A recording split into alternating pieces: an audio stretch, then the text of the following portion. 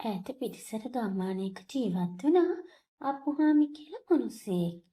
ඉතින් මේ අප්පුහාමිට හිටියේ එයාගේ අම්මයි තාත්තයි වගේම එයාගේ දරුවයි බිරිඳයි.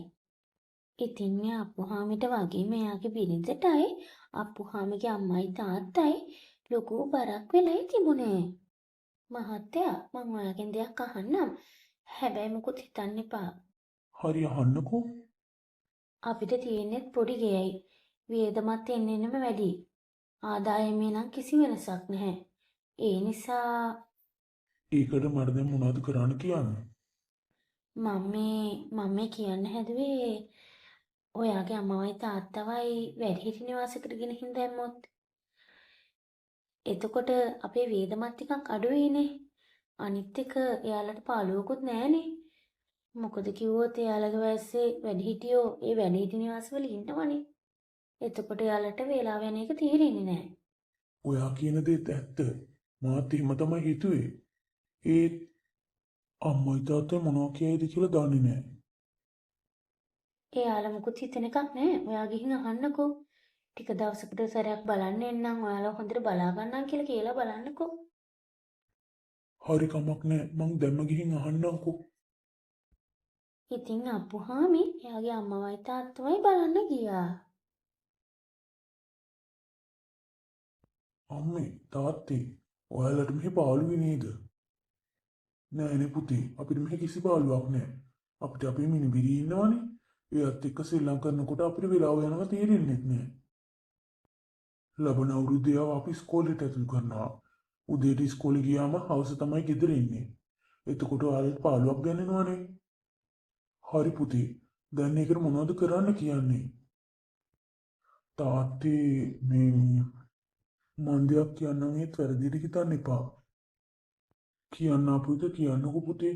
අපි මුකුත් වැරදියට හිතන්නේ නැහැ. මං අම්මවයි තාත්තවයි වැඩිහිටි නිවාසයකට ගෙනihin දාන්න හිතුවේ. තාත්තා මොකද කියන්නේ? හොඳ අදහසක් පුතේ. මම ඔයාගෙන් මේ ගැන අහන්න හිතුවේ. ඔයාම කිව්වා. තාත්තෝ ඇත්තමද කියන්නේ? මම මොකටද පුතේ පුතාට බොරු කියන්නේ? හරි තාත්තේ. මං හෙටම ඔයාලව එහෙට එක්කන් යන්නම්. හැමදේම ලෑස්ති කරලා තියාගන්න. ඉතින් එහෙම කියලා අප්පුහාමි කාමරෙන් එළියට ගියා. මොකද මහත්තයා එයාට මේ විදිහට කියන්නේ? අපි මොකටද වැඩිහිටි නිවාසයකට යන්නේ? එහෙම දෙයක් අපි කතා කරගත්තේ නෑනේ. අපි ඒ ගැන කතා කරගත්තේ නැති වුණාට අපේ පුතාට ඒ අදහස හිතට ආවනේ. ඉතින් ඒ අදහස වෙනස් කරන්න බෑ. අපි යන්න බෑ කිව්වොත් එයා දුක් වෙයි. ඔයා කොච්චර ධෛර්යමත් කෙනෙක්ද? ඒත් මහත්තයා ඇයි ඇස්වල කඳුළු? මම මේ ගේ හැදුවේ ගොඩක් මහන්සි වෙලා. මගේ පුතාටත් ගොඩක් මහන්සි වෙලා මං ඉගැන්නුවේ. මං හිතුවා අපි වයසට ගියාට පස්සේ එයා අපිව හොඳට බලාගනී කියලා. ඒත් එයා මෙහෙම දෙයක් කියයි කියලා මම හීනකින්වත් හිතුවේ නෑ. ඔයා දුක් වෙන්න එපානේ. අපේ පුතා අපිව වැඩිහිටි නිවාසයකට යවන්න හිතුවට පස්සේ අපි මෙහි ඉඳලා මොනව කරන්නද? එයාගේ කැමැත්ත හැටියටම අපි වැඩිහිටි නිවාසයකට ගිහින් ඉමු.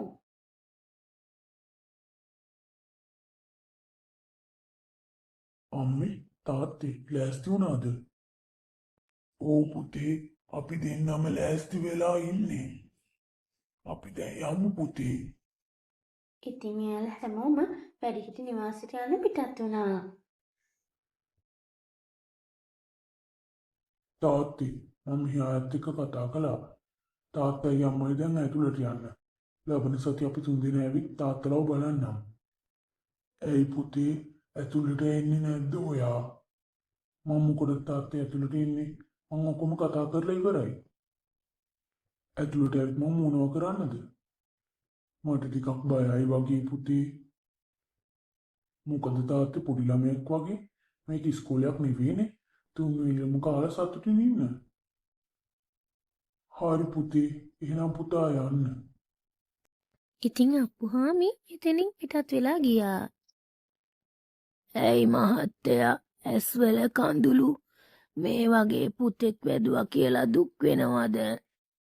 එහෙම කියන්න එපා. මගේ පුතා හොඳයි. ඒත් ලේලි කියපු නිසා තමයි මේ වගේ වැඩක් කරන්න ඇත්තේ. පොඩි කාලේ ඉස්කෝලේට ඇතුල් කරාම මගේ අත අල්ලගෙන එයා ඇඬුවා. මං යන්නේ නෑ තාත්තේ කියලා. එයා අඬන එක දැකලා මගේ ඇස් වලටත් කඳුළු ආවා. ඒත් එයාගේ අනාගතය වෙනුවෙන් මං එයාව එතන අතහැරලා ආවා. මං හැරිලවත් බලන්නේ නැතුව ආවේ මගේ හිත වෙනස් වෙයි කියන බයට. ඔව් මහත්තයා. එයාට ඕන දේවල් එයා මුරණ්ඩු වෙලා හරි අරගන්නවා. හරි එන්න අපි ඇතුළට යමු.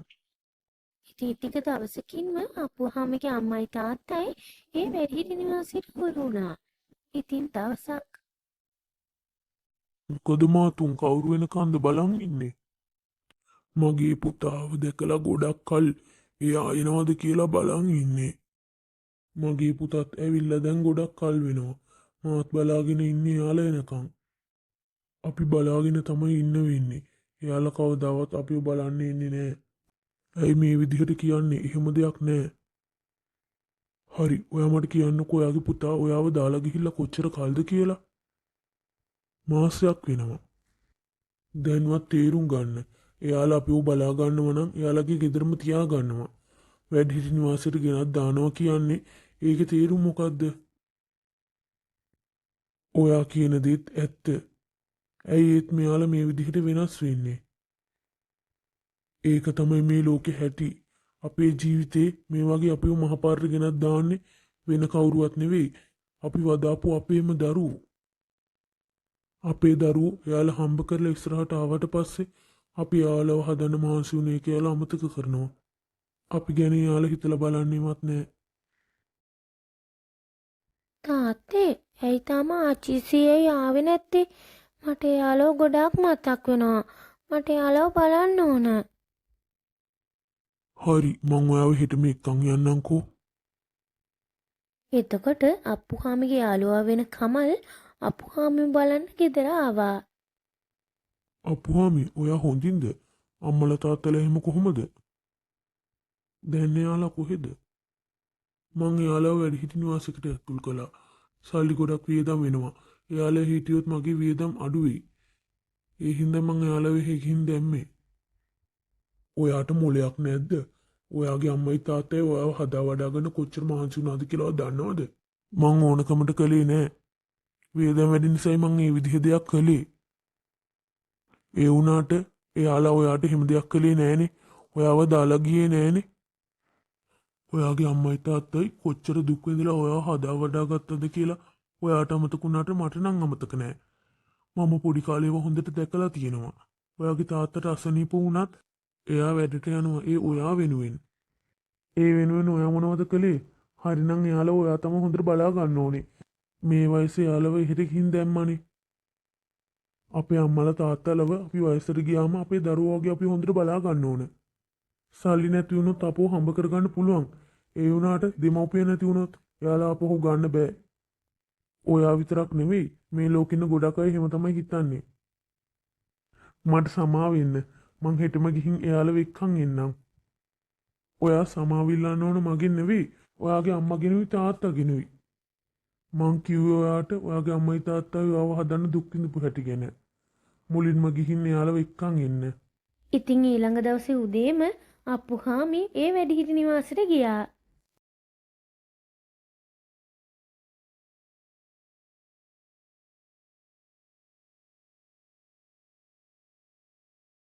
අම්මේ තාත්ති මට සමා වෙන්න. ඔයාලා මාව හදාගන්න කොච්චර මහන්සි වුණාද කියලා මං හිතලා බලන්න තිබ්බේ. අපිවත් එක්ක තරහ නෑ පුතේ. අපිව තීරුම් අරන් ඔයා ආපහු ආපු එක ඒක ලොකු දෙයක් පුතේ. මං තාත්තට අම්මට ඊට පස්සේ දුකක් දෙන්නේ නෑ. මම ඊට පස්සේ ඔයාලා දිනව හොඳට බලා ගන්නවා තාත්තේ. පුතේ ඔයා අපිව මෙහෙගෙන දැම්මනේ. ඉතින් ඔයාගේ දුවත් ඕක බලාගෙන ඉන්නේ. එයාත් කවදා හරි දවසක ඒක ඔයාටම කරයි. දරුවන්ට හොඳ නරක කියලා දෙන්න ලොකු අය ඉන්න ඕන. ඉතින් ඊට පස්සේ අප්පුහාමි එයාගේ අම්මවයි තාත්තවයි ගෙදර එක්කන් ගියා. එදායින් පස්සේ කවදාවත් අප්පුහාමි එයාගේ අම්මවයි තාත්තවයි බරක් විදියට හිතුවේ නෑ.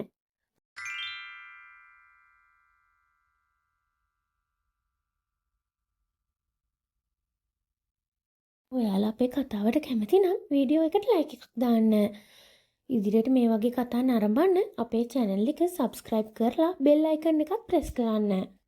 ඔයාලගේ යාළුවන්ටත් share කරන්න අමතක කරන්න එපා. ඉක්මනට තවත් කතාවක් අරන් අපි එන්නම්. අදට ඔබෙන් සමුගන්නවා.